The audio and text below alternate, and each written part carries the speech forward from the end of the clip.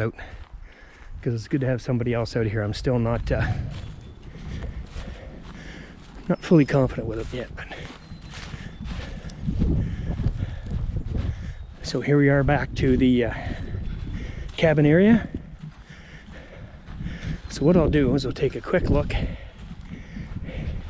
We'll go down the burn pit, and then we'll down there, and then we'll come back up this way, and we'll take a tour of the deer field, and then that'll be part 1, and then part 2 will be the laneway and dead deer run. So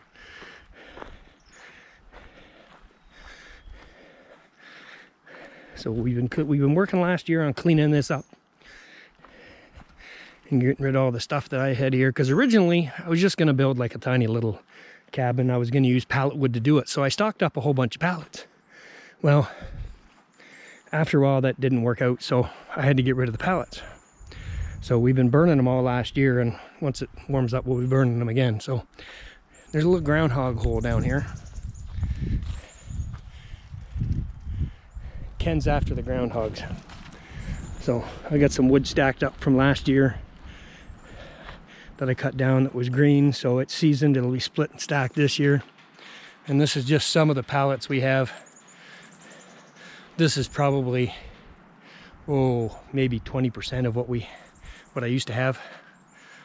So a lot of it's gone. Ken did a good job last year. So, and this is my scrap pile. So it's going to be, hopefully this year, I've heard the price of scrap is going up, so we're going to get rid of all that stuff. And I got a whole bunch of aluminum cans that I've collected and that, so it's all going to be cleaned up. All this is going to be cleaned up. We managed to scrounge some patio furniture for when we have our bonfires down here. We do a little bit of shooting. So, and this is all going to be cleaned up, and there's our burn pit. And this is the pit. Well, this is one of 2, but I call it the pit because this is the main one. So, and if you look over there, I don't know if you can see it. I can see it quite clearly. There's a white metal rod that sticks up. That's the high water line from 2 years ago. That's where it was in the spring with all the runoff and stuff. Significantly lower this year. It's starting to drain a little bit, but I think that's mostly just evaporation. It's this high because right now the frost hasn't come out of the ground yet. Once the frost comes out of the ground, this thing will drop. In a matter of 2 days, it'll drop right down. So that's one way I can tell when the frost is out of the ground. I've learned that over the years of owning this place, that when it's this high, the frost is still in the ground. So we'll go back out here, and we do have implements in case anybody's concerned. We do have implements, a shovel. We got a couple rakes and that, and I do have 2 fire extinguishers that are here. They're air pressure water fire extinguishers. If anything gets out of hand, and then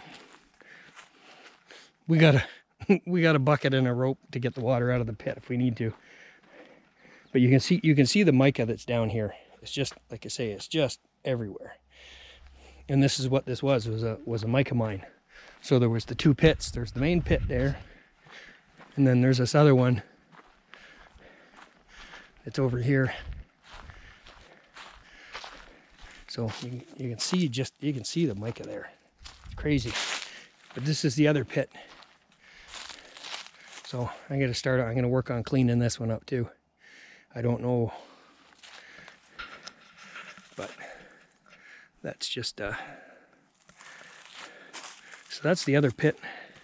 Ooh, mayflies are out. Little no-see-ums. So we'll go this way, and eventually I will get this cleaned up, but this used to be open all the way through until I got the gravel for the laneway. I'll get more of that done this year. So we got our gravel, and this is an old water boiler they used. I don't know, there was old pipes and that running through the woods here on each side, so you can see the pit here from this angle, and then the other pit's just over that little mound, and then this water heater Now, the outside casing is that asbestos stuff. I'm not touching it. I'm just leaving it as it is, because as long as you don't touch it, you're fine. So we'll go out this way and we'll skirt the gravel pile. We'll come out. And just in case anybody's not aware when they come in here, it is dangerous. You're dealing with rednecks. So we're back out on the road, on the laneway. So that goes down to the gate. We'll do that as part 2. Maybe Wednesday, maybe Friday. I don't know. So we'll go back this way. And this is up towards the cabin.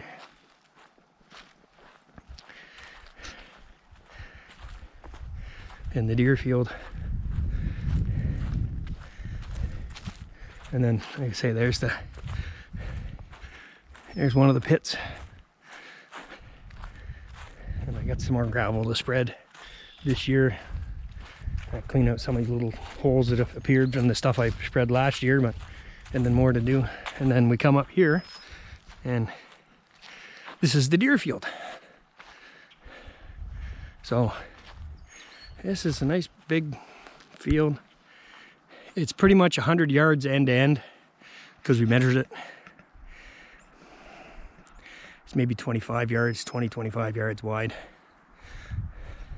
So there are some low spots there. My wife got rid of her flower pots from last year, so I dumped all the stuff here and kind of spread it out. It's a really low spot. It fills up with water in the spring. But this is the field, and you can see the feeder that I put up last year.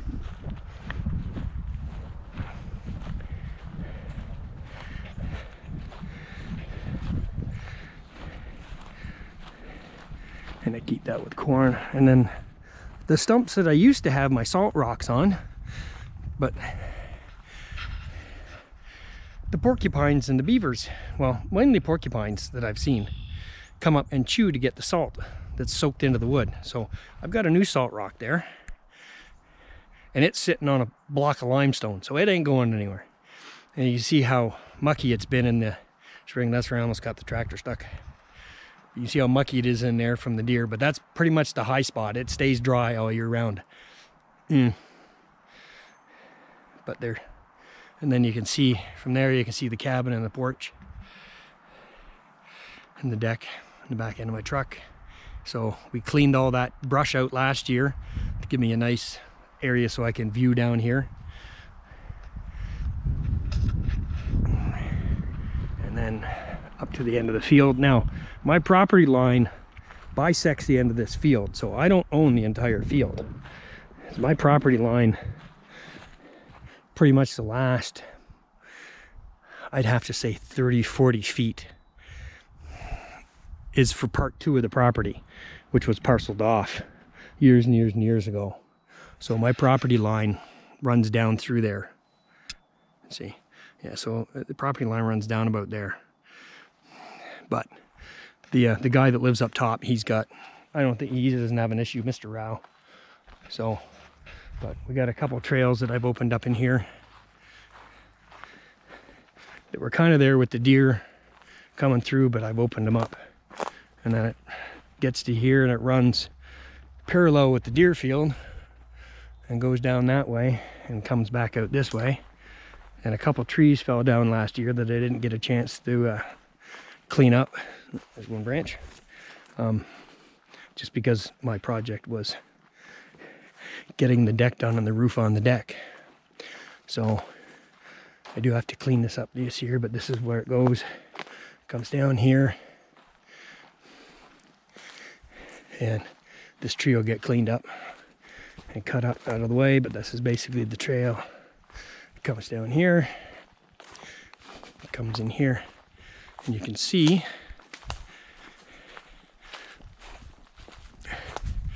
there's the bar, and then he put a sign up, which is gone, but I've left it there and put some tape up there. But there's the rod for the corner of the property. So you can see there's remains of an old cedar fence. And before it was done, it was all cedar fence from one end right down to the road on the other end. So it goes down that way. And there's a little bit of an open area here. This gets really mucky in the fall. And in the spring, you can see there's standing water in here. You get a lot of ducks in here in the spring. But there's another old tree stand that's there with the ladder that they used to use. And that's just basically right on the property line. So, but it was Kevin that was hunting here, and he had permission to hunt the other side, which he could hunt. I think he had like a couple hundred acres that he was allowed to hunt. So, and I've never stopped him from hunting on my property, but so that's this over here. So you can see there's a little trail running through here. So the deer do cut through the swamp as they come through here. And there's maybe a better shot of that. So I'm gonna have to open this up a little bit. I think, well, I'm not going in the swamp, but you know. But yeah, you can see where the line used to be. They parked all the rocks there and everything else like that. So it carries on down that way. So we'll just follow this trail back up here. This will take us back to the deer field. Oh, more garbage. Interesting. Oh, it's one of those friggin' balloons. Those helium balloons. Little foil thingies. It's amazing where those things end up. So anyway, I'll follow this trail here. It brings us back out.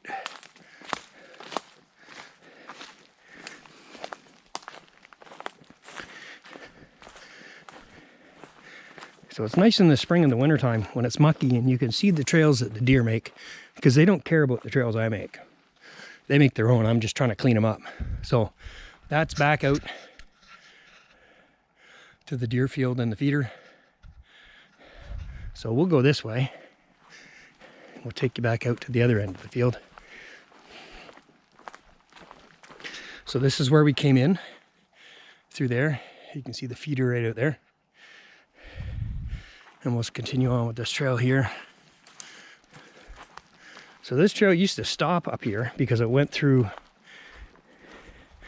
a bunch of, you know what you call these things, little prickly bushes. They're like a spruce or something. Oh, and there's an old stand that they used to have up there for hunting out in the field. Now everything's grown up in front of it. But it's another little path that the deer use. So you can see the stand. It's a nice stand. You know, it's got a seat built into it and everything and railings. But they put it on with ratchet straps. And I just don't trust those ratchet straps. So, but that's another little trail going out. So you can see it comes in here. And they used to use that. So we'll go back in here and we'll take you to this other trail. So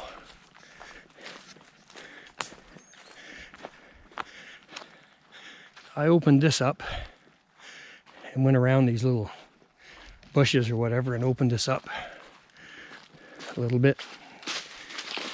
And the deer actually do use this trail quite a bit, because when it gets to this tree, so it goes that way and they continue on. I haven't done anything with that yet, but what I want to do is take this trail and extend it and connect it to Dead Deer Run. So I could basically walk the length of the property without going on the main road. So this will eventually clear up. So I've got a little bit of work to do, but I should be able to bring the tractor in with the brush hog and cut my way through, you know, maybe chainsaw and whatnot. But this goes through here, you know, underneath this branch, and this comes back out onto the deer field. And the deer use this, and I just hit it with the lawnmower and opened it up so it's a little bit wider so I can get in and keep it mowed. But so we're back out on the end of the deer field, and then up on the road and up to the cabin.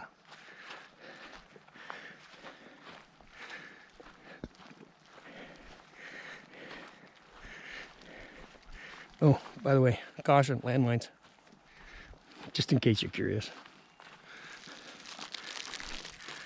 So we come back up here, and we're back up to the cabin area. So that's pretty much this end of the property. This is the most used area that we do, the deer field, the pit, up the top clearing, this cabin area and stuff like that. So like I say, this is it. And so that's the tour for today. That's part one. Like I say, I'll do part two. Maybe Friday's a nice day. We'll do that, and I can take you down the laneway and show you Dead Deer Run, because hopefully there's not a whole lot of rain and it'll dry up, because it gets really mucky this time of year. So we'll go from there. Anyway, sports fans, that's it. And I guess we'll see you here.